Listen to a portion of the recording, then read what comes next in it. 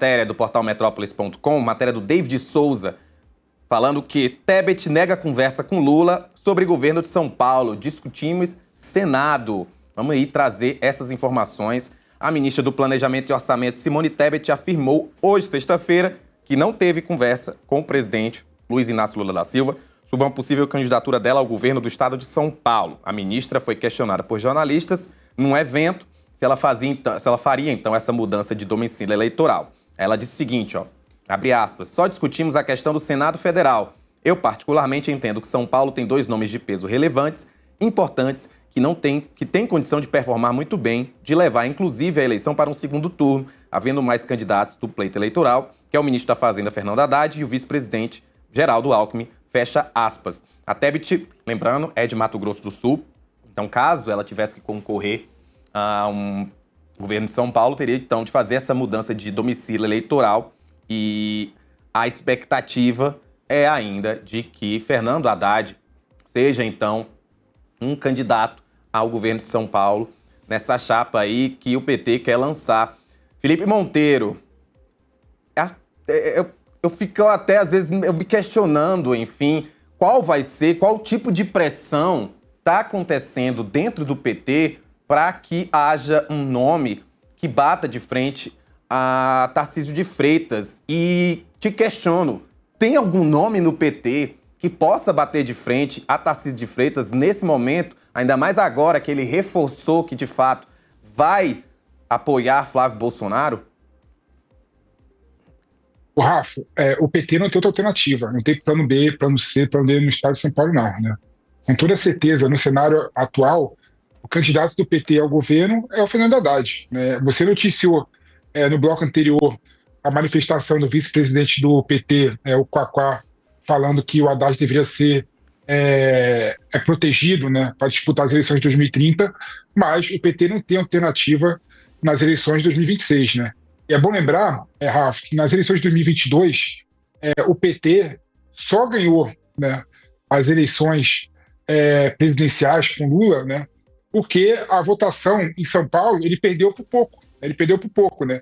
E perdeu por pouco, por muito, pela atuação do Haddad, né? O Haddad teve a votação, se não me engano, mais expressiva, né, da história do PT no governo do estado de São Paulo, na região da Grande São Paulo, né? Por exemplo, né? São Paulo, ABC, né?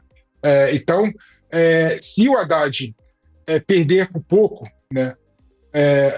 Se perder para o Tarcísio, né? Mas conseguir fazer o mesmo resultado eleitoral, já está muito bom para o PT, está muito bom para o Lula e para a pretensão do Lula na reeleição, né? Por isso que a Gleisi Hoffmann a todo momento fala que as pessoas têm que sacrificar, né, para poder pensar no objetivo maior, que seria a reeleição do Lula. Então, eu creio que o Haddad não tem outra alternativa, não. O Haddad vai ser o candidato a governador pelo estado de São Paulo, vai fazer esse sacrifício, né, sabendo que é muito difícil, né, quase impossível tirar a reeleição do Tarcísio de Freitas, apesar de política tudo mudar a todo momento, né? Pode acontecer um fato extroverso que pode mudar a opinião pública em relação ao Tarcísio, né?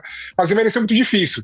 E aí a tendência realmente é o PT ir com o Fernando Haddad para governador de São Paulo. E como faz parte da estratégia do PT, assim como faz parte da estratégia do PL e do Bolsonaro de ganhar e fazer maioria no Senado Federal, criar estratégia e ter nomes fortes para disputar as eleições no Senado Federal e todos os estados é uma questão normal e natural, né? Então a Tebet deve sim mudar para São Paulo, deve sim ser candidata ao Senado por São Paulo, e eu imagino que vai ser ela e a Marina Silva como candidata a senadora por São Paulo, né? Irá disputar contra o Derrite, que já é o nome certo, é um dos nomes certos da direita para o Senado de São Paulo. Mas eu não creio, sinceramente, que tem outra alternativa para o Haddad, que deve se sacrificar e deve disputar as eleições, sim, de governo do estado de São Paulo.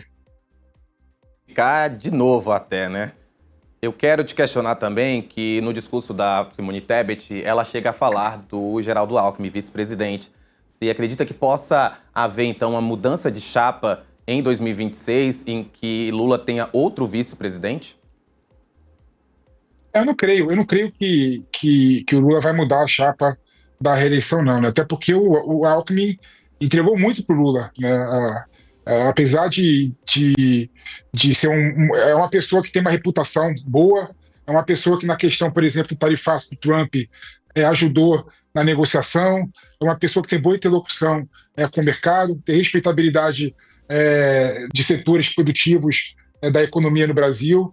Então é um nome que ajuda e colabora com o Lula, além de ser uma pessoa discreta, né? Uma pessoa que no histórico do Brasil recente de traições, né, de vice-presidente, de vice-governadores, né, o Alckmin é uma pessoa muito discreta, né, uma pessoa que eu não vejo como querendo, né, desagregar, pelo contrário, ele quer sempre agregar. Então eu vejo que o Alckmin é o nome quase certo para ser vice-presidente do Lula numa chapa, mantendo a chapa de 2022, Rafa.